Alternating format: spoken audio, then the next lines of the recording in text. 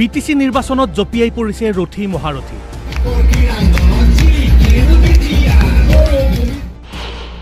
উত্তপ্ত হৈ পৰিছে নিৰ্বাচনী পৰিৱেশ।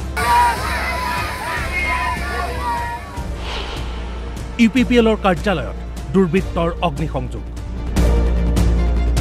পূৰ্বৰ তুলনাত শান্তিপূৰ্ণভাৱে বিটিসি নিৰ্বাচন অনুষ্ঠিত হৈছে যদিও আৰক্ষী প্ৰশাসনে ৰোধ কৰিব পৰা নাই হিংসাত্মক ঘটনা। কেইবাটাও সমষ্টিত প্ৰতিপক্ষ দলৰ কৰ্মীৰ মাজত মাৰপিটৰ ঘটনা সংঘটিত হোৱাৰ পিছত এইবাৰ গোসাইগাঁৱত দুৰ্বৃত্তই জ্বলাই দিলে ইউপিপিএলৰ কাৰ্যালয়।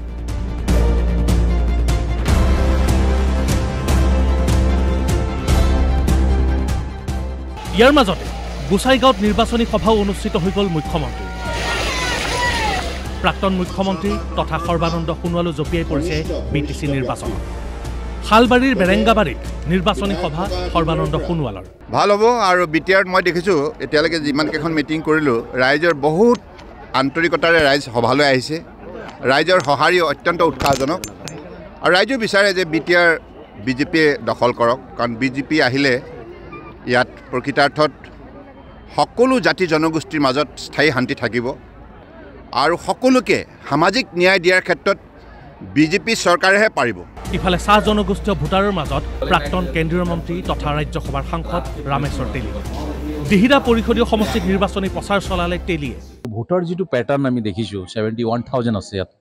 বহুত ভোটৰ পেটাৰ্ণটো যিটো চোৱা হৈছে যে ইয়াত টি গাৰ্ডেন হ'ল, আমাৰ নেপালী ভাই হ'ল, বড়ো ভাইসকল আছে, বিহাৰী আছে, বেংগলী আছে। ভোটৰ পেটাৰ্ণটো চাই পিনে এনেকৈ কৈছোঁ যে এইবাৰ চিটটো আমি 100% ভাৰতীয় জনতা পাৰ্টি আমি জিকিম।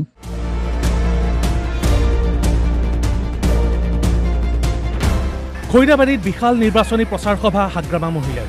হাগ্ৰামা মহিলাৰ সভাত আৰক্ষীক ধমক বিপিএফৰ বিধায়ক দুৰ্গা দাস। হুঁশিয়াৰ কৰে দিয়েছে পুলিশ বাহিনী, কেইদিন মানৰ কাৰণে কাৰোবাৰ কথা শুনি একমাত্ৰ বিপিএফৰ কৰ্মী আৰু নেতাক গ্ৰেপ্তাৰ কৰা আজিৰ পৰা বাদ দিয়ক। ইয়াত গোট খোৱা 15,000 মানুহ আপোনালোকৰ থানা ঘেৰাও কৰিলে আপোনালোকক কোনে বচাব?